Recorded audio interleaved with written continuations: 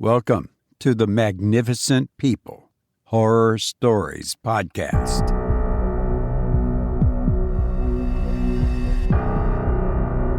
Greetings, you magnificent person. I'm delighted that you are here. I'm Robert Crandall. I hope you will tell a friend, and I hope you are well and free of worry, sadness, and despair. On this episode, we have a horror word of the day, and that word is minatory, spelled M-I-N-A-T-O-R-Y,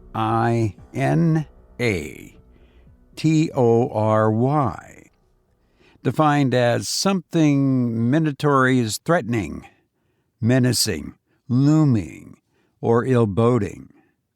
In other words, minatory might make you fear that something bad or violent is about to happen. There are minatory words, minatory threats and warnings, minatory remarks and declarations, minatory emails and letters, minatory gestures, minatory facial expression, like gazes and glares, a minatory style or minatory tone, or even a minatory silence. Well, minatory is certainly present in our feature story. In this story, a girl is attacked by a vampire. Do you believe in vampires? I've read some convincing stories about them. Is it really possible, though, for something to sustain life if a vampire is alive by ingesting blood? Ladies, you may want to make sure your windows and doors are locked. I hope you enjoy The Vampire of Croglin, Grange by Augustus Hare.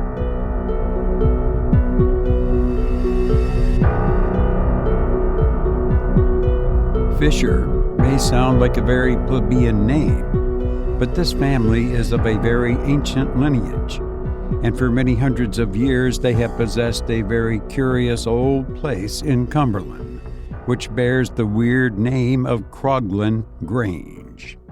The great characteristic of the house is that never at any period of its very long existence has it been more than 1 story high, but it has a terrace from which large grounds sweep away towards the church in the hollow, and a very fine, distant view.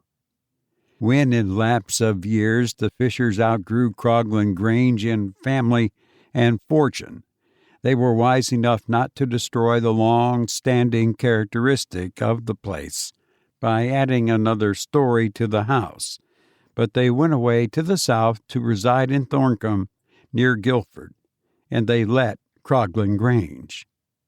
They were extremely fortunate in their tenants, 2 brothers and a sister. They heard their praises from all quarters. To their poorer neighbors they were all that is most kind and beneficent, and their neighbors of a higher class spoke of them as a most welcome addition to the little society of the neighborhood. On their part, the tenants were greatly delighted with their new residence. The arrangement of the house, which would have been a trial to many, was not so to them. In every respect, Croglin Grange was exactly suited to them. The winter was spent most happily by the new inmates of Croglin Grange, who shared in all the little social pleasures of the district, and made themselves very popular. In the following summer there was one day which was dreadfully, annihilatingly hot. The brothers lie under the trees with their books, for it was too hot for any active occupation. The sister sat in the veranda and worked, or tried to work, for in the intense sultriness of that summer day, work was next to impossible. They dined early, and after dinner they still sat out on the veranda, enjoying the cool air which came with the evening, and they watched the sun set and the moon rise over the belt of trees which separated the grounds from the churchyard. Seeing it mount the heavens till the whole lawn was bathed in silver light, across which the long shadows from the shrubbery fell, as if embossed, so vivid and distinct were they. When they separated for the night, all retiring to their rooms on the ground floor, for as I said, there was no upstairs in that house, the sister felt that the heat was still so great that she could not sleep, and having fastened her window, she did not close the shutters. In that very quiet place it was not necessary. And propped against the pillows, she still watched the marvelous beauty of that summer night. Gradually she became aware of two lights which flickered in and out in the belt of trees which separated the lawn from the churchyard, and as her gaze became fixed upon them, she saw them emerge, fixed in a dark substance, a definite ghastly something, which seemed every moment to become nearer, increasing in size and substance as it approached. Every now and then it was lost for a moment in the long shadows which stretched across the lawn from the trees, and then it emerged, larger than ever, and still coming on. As she watched it, the most uncontrollable horror seized her. She longed to get away, but the door was close to the window, and the door was locked on the inside, and while she was unlocking it, she must be for an instant nearer to it. She longed to scream, but her voice seemed paralyzed, her tongue glued to the roof of her mouth. Suddenly, she could never explain why afterwards, the terrible object seemed to turn to one side, seemed to be going round the house, not to be coming to her at all. And immediately she jumped out of bed and rushed to the door. But as she was unlocking it, she heard scratch, scratch, scratch upon the window, and saw a hideous brown face with flaming eyes glaring at her. She rushed back to bed, but the creature continued to scratch, scratch, scratch upon the window. She felt a sort of mental comfort in the knowledge that the window was securely fastened on the inside. Suddenly the scratching sound ceased, and a kind of pecking sound took its place. Then in her agony, she became aware that the creature was unpicking the lead. The noise continued, and a diamond pane of glass fell into the room. Then a long, bony finger of the creature came in and turned the handle of the window, and the window opened, and the creature came in, and it came across the room, and her terror was so great that she could not scream. It came up to the bed, and it twisted its long, bony fingers into her hair, and it dragged her head over the side of the bed, and it bit her violently in the throat. As it bit her, her voice was released, and she screamed with all her might and main. Her brothers rushed out of their rooms, but the door was locked on the inside. A moment was lost while they got a poker and broke it open.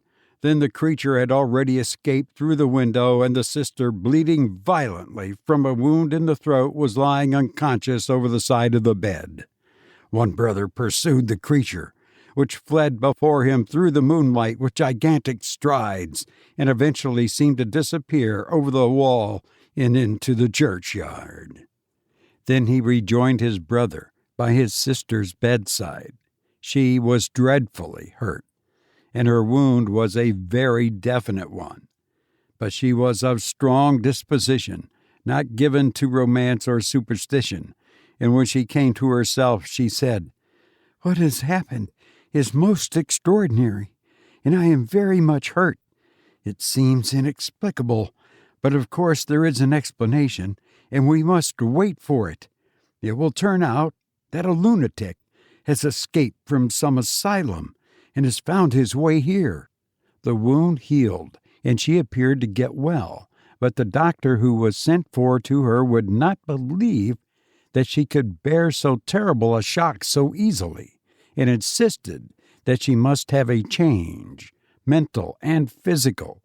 So her brothers took her to Switzerland. Being a sensible girl, when she went abroad she threw herself at once into the interest of the country she was in. She dried plants, she made sketches, she went up the mountains, and as autumn came on, she was the person who urged that they should return to Croglin Grange. "We have taken it," she said, "for 7 years, and we have only been there 1, and we shall always find it difficult to let a house which is only 1 story high. So we had better return there. Lunatics do not escape every day." As she urged it, her brothers wished nothing better, and the family returned to Cumberland. From there being no upstairs in the house, it was impossible to make any great change in their arrangements. The sister occupied the same room, but it is unnecessary to say she always closed the shutters, which, however, as in many old houses, always left the top pane of the window uncovered. The brothers moved and occupied a room together, exactly opposite that of their sister, and they always kept loaded pistols in their room. The winter passed most peacefully and happily. In the following March, the sister was suddenly awakened by a sound she remembered only too well. Scratch, scratch, scratch, upon the window, and looking up, she saw, climbed up to the topmost pane of the window, the same hideous, brown, shriveled face, with glaring eyes looking in at her. This time she screamed as loud as she could. Her brothers rushed out of their room with pistols and out of the front door. The creature was already scudding away across the lawn. One of the brothers fired and hit it in the leg, but still with the other leg it continued to make way, scrambled over the wall into the churchyard, and seemed to disappear into a vault which belonged to a family long extinct. The next day the brothers summoned all the tenants of Croglin Grange, and in their presence the vault was opened. A horrible scene revealed itself. The vault was full of coffins. They had been broken open, and their contents, horribly mangled and distorted, were scattered over the floor. One coffin alone remained intact. Of that the lid had been lifted, but still lay loose upon the coffin. They raised it, and there, brown, withered, shriveled, mummified, but quite entire, was the same hideous figure which had looked in at the windows of Croglin Grange, with marks of a recent pistol shot in the leg. And they did the only thing that can lay a vampire. They burned it. You've been listening to The Vampire of Croglin Grange by Augustus Hare, who once said, "Thought is the wind, knowledge the sail, and mankind the vessel." I hope everything in your life is stable and delightful.